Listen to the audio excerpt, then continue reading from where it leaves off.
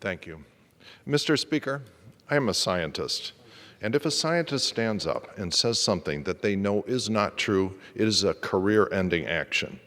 The reason for this is that science always operates at the edge of what is known, so we cannot tolerate liars. The world is now facing scientific uncertainty in the spread and the severity of the coronavirus. And when the leadership of China confronted the reality of the pandemic, they chose to suppress scientific truth and lie to their people. And that cost China and the world the opportunity to slow down and perhaps contain this outbreak. In the U.S., we were recently exposed to the spectacle of our country's leader making self-serving pronouncements about the coronavirus outbreak that had no basis in scientific fact and that were immediately contradicted by his scientific experts.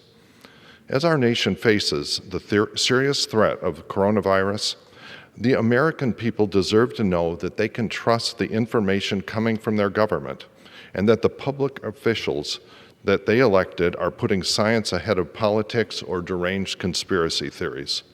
Unfortunately, after 3 years of consistently undermining scientific research and scientific fact, this administration is dangerously deficient in credibility, and that is directly putting the health and well-being of millions of Americans at risk with an opaque and chaotic response to this outbreak.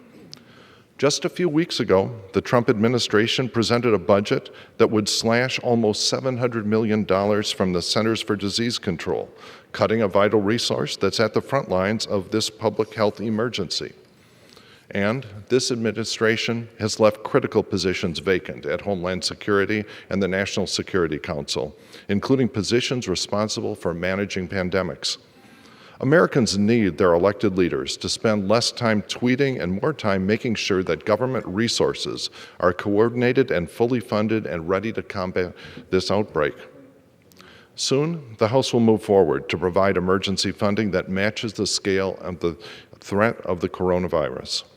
We must make sure that the President and the administration uses these funds for what they are intended, a comprehensive and aggressive response to managing the coronavirus outbreak and making sure that any future vaccines or treatments are affordable and available to all who need them.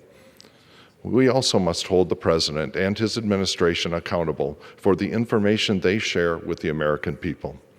3 years of keeping science and facts at arm's length have rightly made people suspicious of what comes out of the White House. And now, as Americans worry for the health of themselves and their loved ones, they unfortunately must also worry about whether the information coming from the people that they expect to manage this crisis will be distorted for the President's political purposes. When a leader lies to the public about important scientific facts, it is not acceptable, it is not cute, it is not just Trump being Trump. It is a dangerous act that puts our public health and our democracy at risk. And I yield back.